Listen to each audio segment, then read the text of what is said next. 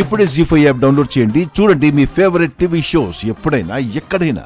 గుండమ్మ ఫంక్షన్లో లేదని అందరూ అనుకుంటున్నారు. నేను సీమంతం జరుపుకోవడం తనకి ఇష్టం లేక వెళ్ళిపోయిందని అత్తయ్య గారికి ఎక్కిచ్చి చెప్పి ఎలాగైనా మీరు గొడవ అయ్యేలా చెయ్యాలి. అదెంత పనే, సమయం రాని టాపిక్ నేను రైజ్ చేస్తాను కదా. ఇంతకీ గుండమ్మ ఎక్కడికి వెళ్ళినట్టు? నువ్వుంటే ఫంక్షన్ చేసుకోనని ఇది ఆ గుండమ్మని బ్లాక్మెయిల్ చేసి పంపించేసింది. ఆ? ఎంత మంచి పని చేసావే. నా చెల్లెలు శ్రీమంతం అని తెగ ఎగిరి పడింది. నువ్వు కొట్టిన దెబ్బకి బయటపడింది.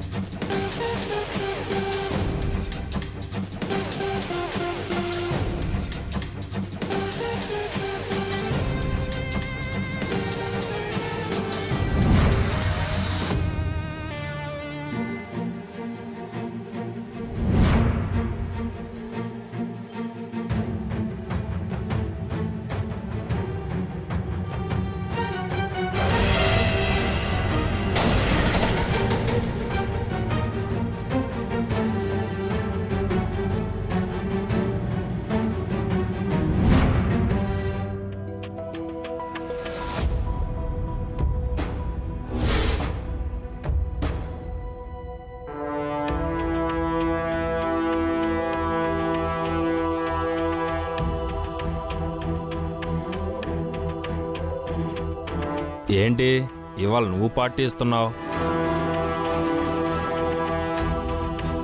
విశేషం ఏమీ లేదురా. ఇందాక ఇంటి దగ్గర నలుగురిని దించాను. వాళ్ళందరూ కత్తులు పట్టుకొని వచ్చారా. చూశానని చెప్పి ఎవరికి చెప్పొద్దని చెప్పి 500 కిరాయికి మాట్లాడి 5,000 చేతిలో పెట్టారా ఎదవలో. వాళ్ళనే ఎక్కడో చూశాను అనుకున్నానురా. వాళ్ళు ఆ ధూళిపేట దాసుగళ్ళేడు వాళ్ళ గ్యాంగేరా.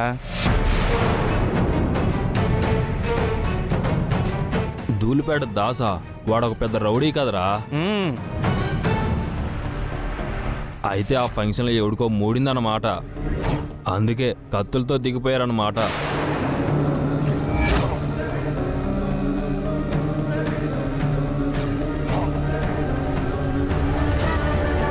అన్నా అన్నా, ఇప్పుడు మీరు ధూళిపేట దాసు అని అన్నారు కదా అవునమ్మా. అన్నా, వాణ్ణి ఏ ఇంటి దగ్గర దింపారు? నీకెందుకమ్మా, పో ఇక్కడి నుంచి. అయ్యో ప్లీజ్ అన్నా, ప్లీజ్ చెప్పండి, వాళ్ళని ఎక్కడ దించారో చెప్పండి. అమ్మా చెప్తుంటే అర్థం కావట్లేదా? వెళ్ళు. అన్నా మీకు దండం పెడతానన్నా, మీరెక్కడ దింపారో చెప్పండి అన్నా, ప్లీజ్ అన్నా. వాళ్ళని ఏ ఇంటి దగ్గర దించారో చెప్పండి అన్నా.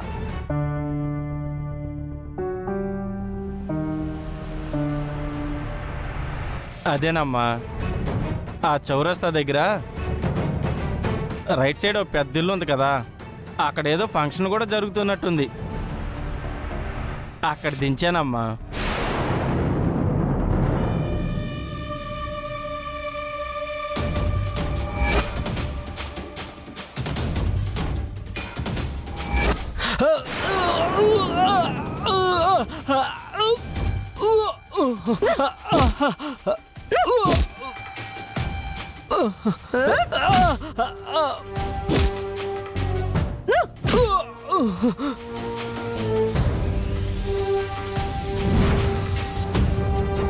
వాణ్ణి కొట్టి అవమానించానని ఇప్పుడు మా ఇంటి మీదకి గొడవకొచ్చాడా? కత్తులతో వచ్చాడంటే థ్యాంక్ యూ.